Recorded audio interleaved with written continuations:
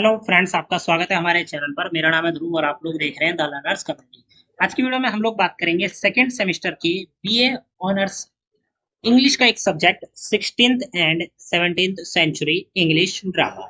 ये आपके सब्जेक्ट का नाम है और सब्जेक्ट का यूनिक पेपर कोड आपका ये रहा। आज की वीडियो में हम इस सब्जेक्ट का प्रीवियस ईयर का जो है क्वेश्चन पेपर आप लोगों के लिए लेकर आए हैं। मतलब प्रीवियस एग्जाम में जो क्वेश्चन पेपर एकदम फ्रेश फ्रेश क्वेश्चन पेपर था वो हम आज की वीडियो में कवर अप करेंगे, ताकि आप लोग इस क्वेश्चन पेपर के बेसिस पर आइडिया लगा सकें कि किस टाइप का पेपर आएगा, किन चीजों पे ध्यान देना है और किस टाइप के क्वेश्चन आ सकते हैं। क्योंकि क्वेश्चंस का पता होना आप लोगों के लिए जरूरी है, क्योंकि एग्जाम में हो सकता है आपको क्वेश्चन समझ में ना आए। तो इसीलिए हम ये वीडियो बना रहे हैं ताकि आपको क्वेश्चन को इजीली समझने में आ जाए। ठीक है, अब हम बात करें क्वेश्चन पेपर की, तो टोटल 3 घंटे का टाइम दिया जाएगा। 90 नंबर का आपका क्वेश्चन पेपर रहेगा, बीए ऑनर्स इंग्लिश इंग्लिश का एक सब्जेक्ट।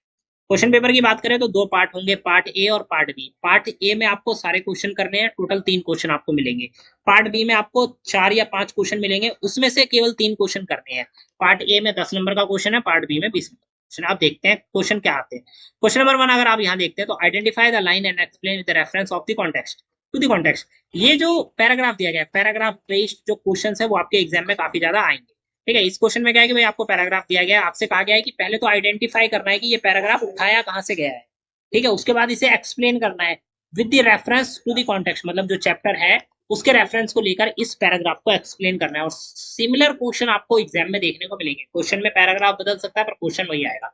इस क्वेश्चन को करने का सबसे अच्छा तरीका है कि आप लोगों ने अपनी किताब के जितने चैप्टर है उनकी समरी के बारे में एक बार पढ़ लिया हो, ताकि आपको चैप्टर का ओवरव्यू पता हो। तभी आप लोग इसको फटाफट पढ़कर समझ पाएंगे कि हाँ जी ये वहां से उठाया गया है। ठीक है, तो इस चीज का आपको ध्यान रखना है। ये यहाँ पे आप देख सकते हैं कि पैराग्राफ में आपको दिखा देता हूँ, एक लाइन यहाँ पे दी गई है, बची हुई लाइन 3 यहाँ पे एक छोटी सी लाइन दी गई है। ठीक है, फिर क्वेश्चन नंबर 1 के और वाले ऑप्शन में देखते हैं। तो यहाँ पे क्या है, right a short note on the significance of pope seen in doctor foetus. Doctor foetus के जो उसके अंतर्गत जो पोप पोप सीन्स थे उनकी सिग्निफिकेंस, उनकी इंपॉर्टेंस क्या थी, आपको ये बतानी है। 10 नंबर का आपका ये क्वेश्चन होता है।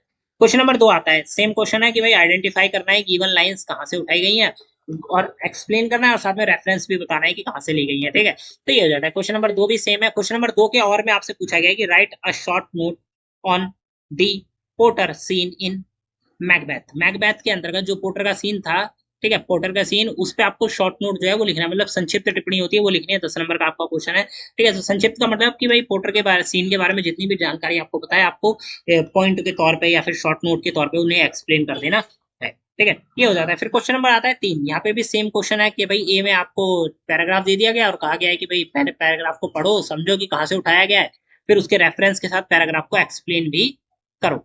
तो ये हो जाता है। अब यहाँ पे आपका जो पैराग्राफ की पहली लाइन उधर थी, बाकी बची हुई लाइन इधर है, तो ये आपको कवर अप करनी है। क्वेश्चन नंबर 3 का बी वाले पार्ट में पूछा गया कि right a short note on Walter blunt in the rover. The rover chapter में, द रोवर चैप्टर में वॉल्टर ब्लंट जो थे उनके ऊपर आपको शॉर्ट नोट जो है वो आपको लिखना है। ठीक है, एक्सप्लेन उसको करना है। तो ये हो जाता है आपका क्वेश्चन नंबर 3 पार्ट ए का कंप्लीट। अब देखते हैं पार्ट बी। पार्ट बी में आपको क्वेश्चन नंबर 4 देखने को मिलता है। ए में क्या पूछा गया, in doctor Faustus Marlowe construct his tragic protagonist as one who, despite being fallen and demand, complains the audience and take note to the perplexing choice facing him into in a changing world to despair and doubt. Do you agree, give the reason answer. अब यहाँ पे क्या है, यहाँ पे आपको statement दी गई है, तो क्या आप उस स्टेटमेंट से अग्री करते हैं? तो आपको बताना है कि जी हम अग्री करते हैं, हमने चैप्टर पढ़ रखा है, तो आपको पता होगा कि भाई अग्री करते हो या नहीं करते। आपको यहाँ पे अपने आंसर देने, अगर आप अग्री नहीं करते तो क्यों नहीं करते, और अग्री करते हो तो क्यों करते हो, ये दोनों चीजें आपको यहाँ पे बतानी है। क्वेश्चन नंबर 4 के बी में आपसे पूछा गया है कि critically examine the thematic and dramatic significance of a comic seen in Marlowe's doctor foetus. जो मार्लोस की डॉक्टर फ्यूटस है उसमें भाई कॉमिक सीन, ठीक, और थीमेटिक मतलब ड्रामेटिक सीन और जो थीमेटिक सीन थे वो आपको यहाँ पे एक्सप्लेन करने हैं, उनके इंपॉर्टेंस आपको यहाँ पे बताने हैं। क्वेश्चन नंबर आता है 5। 5 के ए में पूछा गया, इन Macbeth Shakespeare पोर्ट्रेस a tragic arching out of the conflict between the medieval notion and the kingship and the Renaissance idea of individualism. Do you agree? Give reason answer. अब यहाँ पे ज्यादातर क्वेश्चन क्या है, आंसर बेस्ड है। मतलब आपने अगर चैप्टर पढ़ा है या फिर सॉरी आपने अगर इसके बारे में भी डिटेल पढ़ी है तो आपको जो है आइडिया लग जाएगा कि किस बारे में बात हो रही है, और आप लोग अपना जो ओपिनियन है वो बनाकर लिख पाएंगे उस टॉपिक के बारे में। तो ये हो जाता है क्वेश्चन नंबर 5 आपका यहाँ पे कंप्लीट। क्वेश्चन नंबर 5 के बी में आपको शेक्सपियर के मैकबेथ से लाइन पूछी गई है ठीक है। Macbeth underline the world violence which is endemic of Jacobian England, critically examine the statement. अब उन्होंने स्टेटमेंट जो है वही उस चीज को पढ़ना है, समझना है। ठीक है, कि स्टेटमेंट क्या है भाई, शेक्सपियर की जो मैकबेथ थी, underline the world of violence which is endemic of Jacobian England. ठीक है, तो ये आपको स्टेटमेंट दी गई है, इस स्टेटमेंट को आपको क्लेरिफाई करना है, एक्सप्लेन करना है। 20 नंबर का आपका ये क्वेश्चन होगा। क्वेश्चन नंबर 6 आता है, जिसमें पूछा गया इन दी रिवर आपरा बहन examine the comedy of manners as a marketplace which dramatics of commoditation of women. Do you agree? Give a reason answer. अब जो आपने पढ़ा है, ठीक है, उसको पढ़कर समझना है और आपको रीजन आंसर देना है। समझ लीजिए कि इस टाइप के क्वेश्चन आ ही सकते हैं कि आपको रीजन आंसर के लिए कह दिया जाएगा। रीजन आंसर मतलब कि आपको कह दिया जाएगा ये स्टेटमेंट है, क्या आप इसे स्टेटमेंट से अग्री करते हो तो क्यों अग्री करते हो, और अग्री नहीं करते तो क्यों नहीं अग्री करते। ये दोनों चीजें आपको बतानी होंगी। नहीं करते और करते तो जो हो वो तो ठीक है, पर आप क्यों नहीं करते या करते हो, ये इसका रीजन हो जाता है।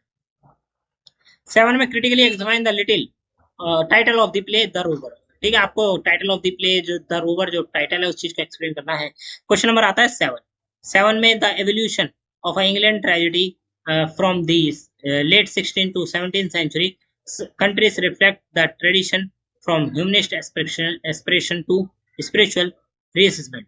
Do you agree? Give reason answer with the reference to the text in your syllabus. अब आपको यहाँ पे करना है जो स्टेटमेंट पढ़ी है मैंने, ठीक है, इस स्टेटमेंट को पढ़कर समझना है, उसके साथ साथ आपको क्या करना है, उसके ऊपर रीजन आंसर भी देना है और रेफरेंस कहाँ से उठाई गई थी आपको ये चीजें बतानी है। और सेम क्वेश्चन आपका 8वां भी यही हो जाता है कि भाई रीजन आंसर देना है, क्रिटिकली एग्जामाइन करना है, रीजन आंसर देना है और एक्सप्लेन करना है। तो ये हो जाता है आपका क्वेश्चन।